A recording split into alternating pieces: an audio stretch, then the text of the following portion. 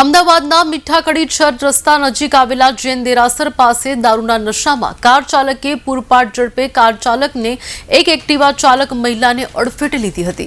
ત્યારબાદ અન્ય 3 રાહદારીને અડફેટે લીધા હતા। ઘટનાની જાણ થતાં ટ્રાફિક પોલીસ સ્થળ પર દોડી આવી હતી। કાર ચાલક નિલેશ પટેલને પોલીસ સ્ટેશન લઈ જવામાં આવ્યો હતો।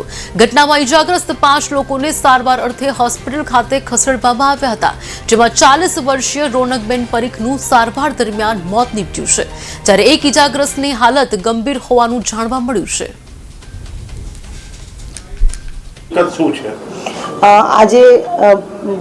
આજે સાંજના આશરે 6:30 વાગે HCG હોસ્પિટલ મીઠાખડી પાસે એક અકસ્માત સર્જાયો।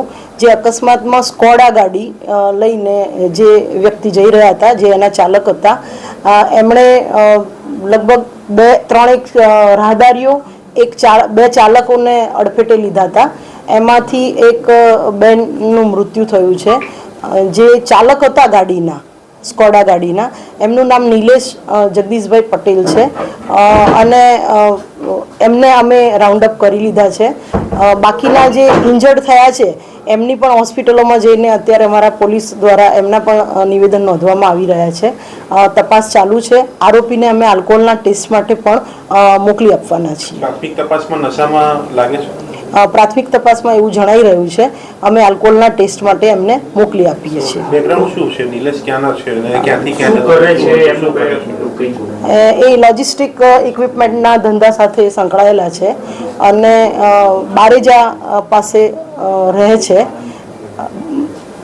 અત્યારે હાલ પ્રાથમિક તપાસમાં તો એવું આવી રહ્યું છે કે કદાચ આલ્કોહોલના ટેસ્ટમાં અમે મોકલીએ છીએ, પણ થોડાક ટેસ્ટમાં પોઝિટિવ આવે એવી શક્યતાઓ જણાઈ રહી છે। મેડમ, કલમો કઈ દાખલ કરવામાં આવશે? કારણ કે ઘાયલ મોત છે। હા, આમાં જે MV એક્ટ પ્રમાણે પીધેલાની જે કલમ છે 185 એ પણ દાખલ કરવામાં આવશે। આમાં ડ્રંક એન્ડ ડ્રાઈવ એટલે એના કારણે જે કહેવાય ને બેદરકારીથી ગફલતભરી રીતે સામેના વ્યક્તિનું મૃત્યુ થાય એવી ખબર હોય છતાં પણ એ જ્યારે ચલાવે છે ડ્રંક કરીને, તો એની પણ કલમ અમે દાખલ કરીશું। 304 પણ 106 નવા કાયદાની પણ દાખલ કરીશું કે જેની 10 વર્ષની સજા છે। અને તે ઉપરાંત અમે જે ઇન્જર્ડ થયા છે એ માટેની પણ અમે કલમ દાખલ કરીશું।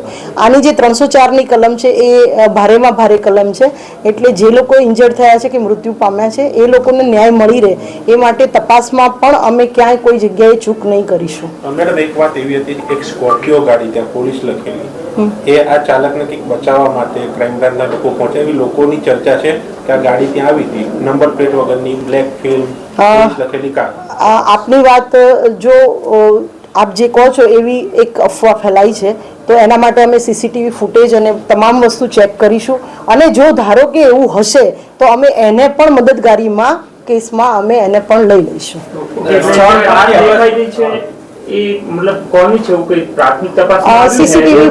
CCTV ફૂટેજ અમારી પાસે આવ્યા નથી। અમે CCTV ફૂટેજ ચારે બાજુથી લેવાના પ્રયત્ન કરીશું અને એમાં જો પોલીસના માણસો સંડોવાયેલા હશે તો અમે એમને છોડીશું નહીં, આમાં મદદગારીમાં લઈ લઈશું। ઓકે, આ ભાઈ ગુનો કર્યા પછી અત્યારે ક્યાં જઈ રહ્યા હતા, કેમ ભૂલ થઈ છે કે એવું કઈ? એ બધી તપાસ ચાલુ છે અમારી અને અમે આપને અપડેટ આપતા રહીશું। ગાડી એમની પોતાની છે? ગાડીના માલિક એમના પોતાની જ ગાડી છે અને લાયસન્સ પણ તપાસનો વિષય છે। અત્યારે હાલ એમની તપાસ ચાલી રહી છે, બરાબર। લાયસન્સ વગેરે ગાડીના કાગળો ને એ બધું તપાસમાં જેમ જેમ અમને અપડેટ મળતું રહેશે એમ અમે આપને બાઇટ આપીશું। લોક આક્રોશ પણ જોવા મળ્યો છે કે સ્થળ ઉપરથી ગાડી લઈ જવામાં આવીને મોટી સંખ્યામાં લોકો પણ ઉપસ્થિત છે, તો એ બાબતે સમજણ ફેર છે કે શું છે? થોડીક સમજ ફેર છે। CCTV ફૂટેજમાં પણ અમે જોઈને જો કોઈએ આવી મદદગારી કરવાની કરી હશે કોશિશ તો એને અમે છોડીશું નહીં। ઓકે।